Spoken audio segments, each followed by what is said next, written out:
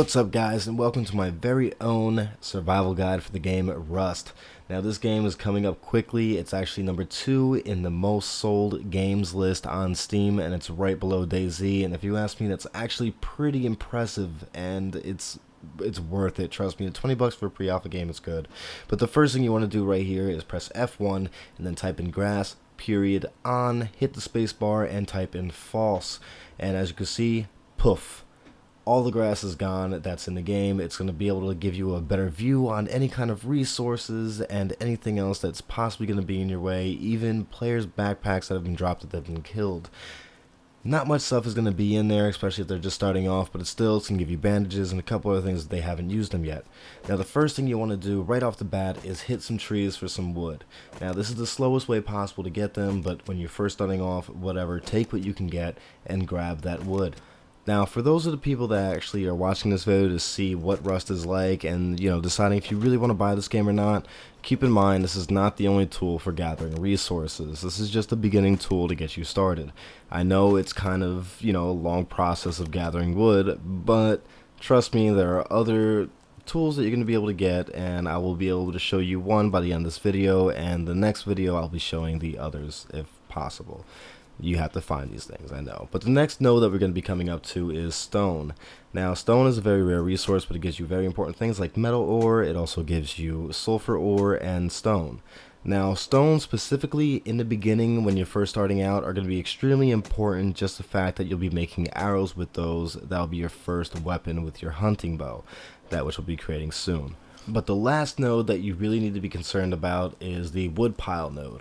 And as what this is basically a very fast way to gather wood when you first start out. It gives you 7 wood per hit, and it pretty much is going to add up to about 70 wood. This will give you a big jump in the resource gathering when it comes to all the wood that you're going to be needing for building houses and all that. So these things specifically, when you're first starting out, you really want to look for, and if you see them, trust me, do not pass them up. They are very important resources. And also, just for a little bit of a heads up, keep in mind that these stone ores, especially in high populated servers, are one of the most rarest things to find in this game. Just the fact that everyone is gunning for them. You see houses that are parked out all the way in the woods just to make sure the second that the sun comes up, they are out there gathering everything that they can. So keep in mind, if you see any of those in a high populated server, grab them. Do not stop. Grab them before someone else does. So now that we got all of our resources that we need in the beginning, we have our wood, stone, and everything else, we're going to go hunting so we can actually get some food and survive a little bit longer throughout the night. Now the one animal that you really want to keep an eye out for, especially in the beginning, are pigs. Now it takes about 7 hits to kill these guys, and they're very easy to track down and follow while hitting with a rock because they can't run that fast. They run probably about the same speed that you walk, so you want to go for these guys every time. It's going to give you cloth, chicken breast. I know, weird, should be like bacon or something, but they didn't add any other meat yet into the game, so for right now everything has chicken breast, even bears and wolves. Fun stuff, right? So is what I usually do is if I have enough food in my system already where I'm not being hungry, I'll try to get a couple more pigs here and there. I was lucky enough to find 2 on this one road, so right here I'm just going to kill this guy real fast, gather all the resources that I can from him to make sure that I have enough of my resources that I can actually build a bow, build my arrows, and make sure that I'm all good to go and ready to go hunting. Now, the reason I say that a bow is so important in the beginning because you're not going to have any other way to defend yourself against other players or even dangerous game inside the wild. This includes bears, wolves, and also, yes, zombies. It's a weird mix, but trust me, it actually works very well in the game. And the zombies do have a specific reason in the game itself, and I will show you exactly what that reason is in a little bit. But for right now, we're just going to go ahead and talk about the crafting that we're going to be doing here. Now, when you first start off, you're going to have all this food and you're going to have the wood, whatever, blah. Hit the crafting tab on the top and you're going to go ahead and make yourself a campfire. Now, the campfire right here is going to allow you to cook food, and pretty much that's really about it. It gives you comfort in the cold and it cooks your food. Just one little tip though, don't leave your food too long inside the fire, especially when cooked, because it will burn it.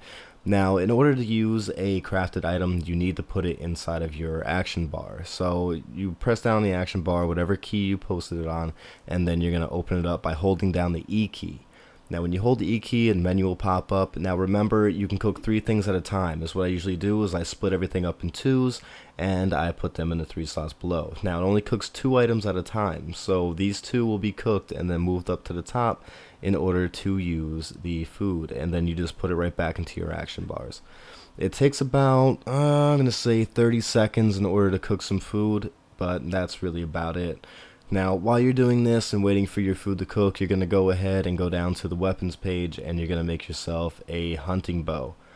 Now, like I said, this is a very important part, especially when you're first starting out. This is going to help you get loot, and this is also going to help you defend yourself during pretty much any kind of dangerous environment you're going to be in. Getting chased by bears and not having anything to do about it, trust me, it sucks. It's the worst thing in the world, and even zombies, because zombies will chase you forever, and you'll never shake them. They run fast as hell, so make sure. Now, the next thing you want to do is make your arrows, and that's why I was gathering stone, because stones alone is what's going to make your arrow tips. Keep in mind when making these, though, that every one is actually 4 arrows. So usually is what I'll do is I'll make a stack of 5, and I'll give me 20 arrows right off the bat, and I know I have enough ammo to go out hunting or going for zombies to get my loot. And of course, the zombies you will see is one of the most important things in this game, because they drop a lot of rare stuff that will help you survive.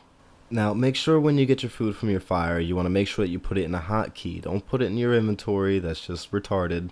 This is going to save your life, especially when you're playing the game in the world. It's going to feed you, and it's also going to increase your health if you get hurt or anything else. Green bar in the bottom right is your health bar, and the orange is your hunger meter.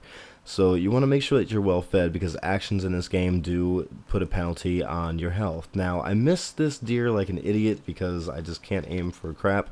But the second hit, you can see that it really does work. It really is going to help you out, gather food and cloth and animal fat, and it's going to really increase your chances of surviving in this game, especially when you're going against other players and you got to worry about them and all that. You don't really have an opportunity to go out and get food, especially when people have guns already. You need to make sure that you're working as fast as possible and efficiently as possible. Now, the one thing about a bow that I love the most is that it's quiet, so even if I have a weapon, a pistol, or an assault rifle or a shotgun, I still usually carry my bow with me just so that I can actually hunt my food in quiet. I don't have to worry about people coming after me. The one thing that you want to make sure of, though, in this game is that every time that you're done with the campfire, take the resources out of it. Charcoal is very important later on down the road, and all the wood that you can get, you want to keep. So just keep that in mind. Now we're going to go for the zombies, and I'm going to show you exactly why the bow is also important when it comes to these things.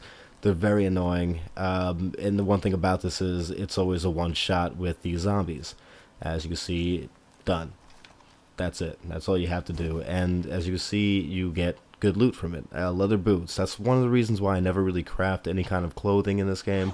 Just the fact that zombies, on a very common occasion, kind of, you get it from. Now, with zombies, like I was saying before, they're very quick, they run fast. As you can see, by the time I turn around and go to notch my bow again, he's already on my ass, and now I am bleeding to death. I don't have any bandages. I started the game, and I just kind of got rid of them for any kind of reason that I would want to show you guys this, and this is a perfect time for me to show you. Basically, also with the food and the hotkey. See, I ate food so I can get some health back so that I actually have enough time to go through my menu in the crafting section and craft a bandage. That's why cloth is also important too, and that's the exact reason why I don't like wasting it on clothing, because I'm going to get it from zombies anyway. So now that I crafted it, I use it, I'm done bleeding, I will use the rest of my food to replenish whatever health I can now, and then the rest will regenerate in time. And also I'm fully unhungerfied, so that also works out. Now, the one zombies that are easiest to kill but you're going to be wasting the most ammunition on are the darker zombies. Now, these things run extremely slow. As you can see, I can just keep notching my bow and just keep on firing at him until he drops. But the one thing is, though, that you're going to be wasting a lot of arrows doing this. So it's kind of a win-win situation, or actually win-lose. I don't know, win-win, blah. But you will still get the same exact loot that you'll be getting from the other zombies. Now, these guys just drop massive amounts of ammunition. They drop a lot of canned tuna sometimes, and sometimes a can of beans. These things kind of heal you a little bit, but not as much as the raw chicken does, so trust me, you want to stick with the raw chicken diet. Not raw, cook it, please. Don't eat raw chicken, you'll get sick and you'll lose health like crazy too that way. Now, again, I can't stress it enough. Make sure any kind of node that you come across that you're really just going to have to gather everything you see. All this in the long run is going to help you, and I'm not going to stress that enough because I've played this game in the beginning like a complete noob and I just passed these things by. I thought I had enough to do whatever I wanted, and I ended up just losing everything because some guy just came by and killed me. So you need to make sure.